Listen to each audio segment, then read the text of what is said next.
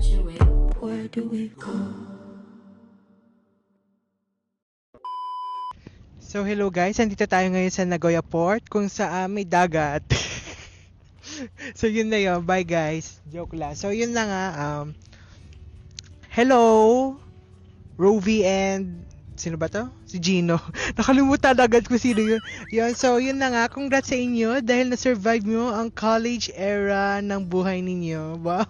Talagang backmask nyo na this Friday, this Friday ng May, last Friday ng May.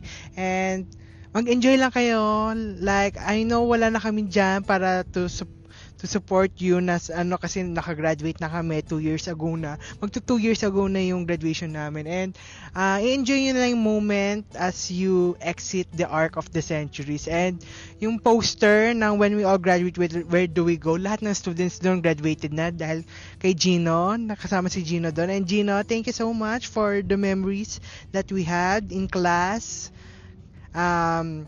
Memories na kumakain tayo ng lunch together with Rufi. And ayun, tingin lang kayo na malayo dito sa dagat. Nandito na naman tayo sa dagat, no?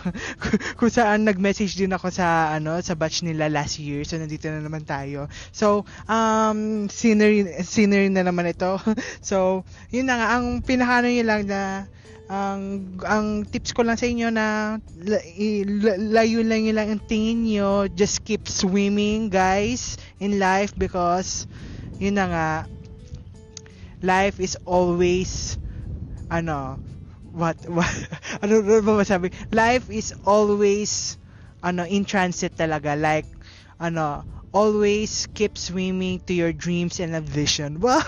Talagang ganun eh. So, yun na nga. Mag-send din kayo ng mobile number ninyo na may GCash. Mag-send din ako ng graduation gift ninyo this Friday, the day of your backmask. So, yun na nga. Yun lang yung short message ko sa inyo, guys. So, sa PS, nung last year na message ko, nag-message na ako kay Rovi last year. Akala ko kasi gagraduate na si Rovi last year. Nasama ko na siya dun sa video ko na when we all graduate, where do we go? The message to the batch 2025.